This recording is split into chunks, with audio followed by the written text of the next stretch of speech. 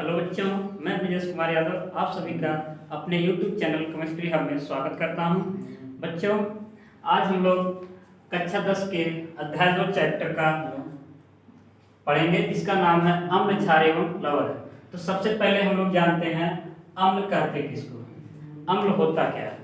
सुनना, अम्ल के बारे में जानते हैं। तब यहाँ लिख लेते हैं अम्ल।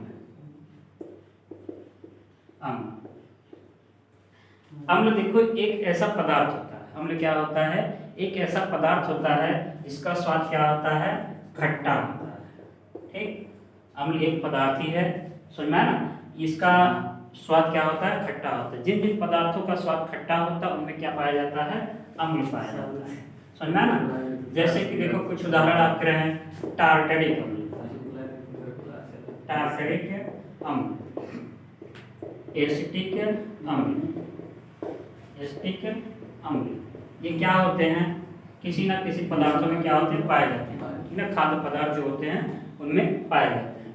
ठीक, और हम रसायन भाषा में, रसायन विज्ञान में हम लोग सीखेंगे अम्ल होता क्या है। तो अम्ल की परिभाषा हो गया, वे पदार्थ जिनका स्वाद खट्टा होता है उन्हें हम क्या कहते हैं, अम्ल कहते हैं। जैसे आपका है HCl, H2SO4, HCl को इसको फार्मिक अम्ल बोला जाता है। ठीक, इसको बोला जाता है एसिटिक अम्ल। ठीक है, आपका क्या रहा, हाइड्रोक्लोरिक अम्ल, सल्फ्यूरिक अम्ल, फार्मिक अम्ल और एसिटिक अम्ल, ये सब आपके क्या हैं, अम्ल के उदाहरण। ठीक ना, समझना कि एक बार फिर से रिवीजन हो जाए। अम्ल कहते हैं किसको, अम्ल एक ऐसा पदार्थ है जिसका स्वाद क्या होता है, खट्टा होता है, उसे हम कहते हैं अम्ल। ठीक, अब हम लोग जानते हैं आर्हेनियस के अनुसार अम्ल किसे कहते हैं, आर्हेनियस,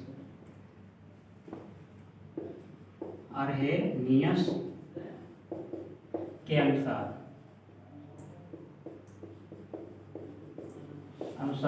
अम्ल किसे कहते हैं। ठीक, आर्हेनियस ने बताया, जैसे अब अम्ल जो हुए उनको हम खा के, है ना, पहचान कर सकते हैं। लेकिन अगर हमें लैब या प्रयोगशालाओं में अम्ल की पहचान करनी हुई, है ना, अम्ल आपका वहाँ लिक्विड फॉर्म में रहेगा तो उसको हम चख नहीं सकते हैं।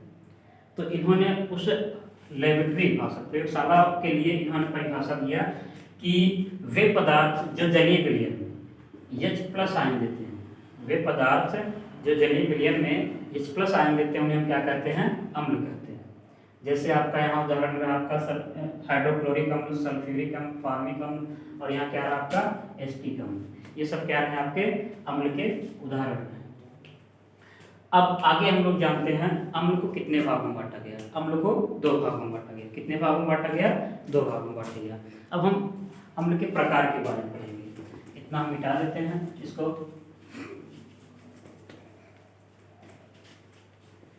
अम्ल को कितने भागों में बांटा गया है, 2 भागों में बांटा गया है। अम्ल के प्रकार हम सीखेंगे।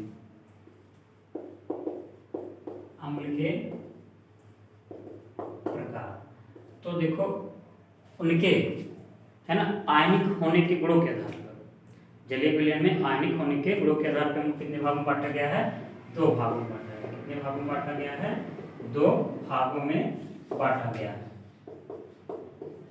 बांटा गया है। ठीक, पहला क्या रहा आपका, पहला आपका रहा प्रबल, क्या रहा आपका, प्रबल अम्ल। दूसरा आपका दुर्बल अम्ल, दुर्बल अम्ल। अब हम लोग जानते हैं प्रबल अम्ल किसे कहते हैं और दुर्बल अम्ल किसे कहते हैं। एक एक करके बारे में दोनों की जानकारी हम लोग लेते हैं। तो सबसे पहले हम लोग जानते हैं प्रबल, प्रबल अम्ल होता क्या है।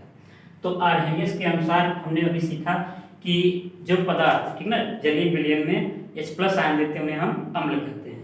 तो आपका अम्ल यहाँ भी आयनिक होगा, यहाँ भी आयनिक होगा। ठीक, अभी आयनों के आधार पर हम लोग कितने भागों में बांटा गया, 2 भागों में बांटा गया। अब प्रबल अम्ल किसे कहते हैं, वे अम्ल जो जलीय विलयन में ना 100% क्या हो जाए, आयनित हो जाए, 100% आयनित हो जाए, उन्हें हम क्या कहते हैं, प्रबल अम्ल कहते हैं, है ना। प्रबल अम्ल के उदाहरण आपका देखो, हाइड्रोक्लोरिक अम्ल, सल्फ्यूरिक अम्ल, ठीक, और यहाँ नाइट्रिक अम्ल, ये क्या है, प्रबल अम्ल के उदाहरण हैं।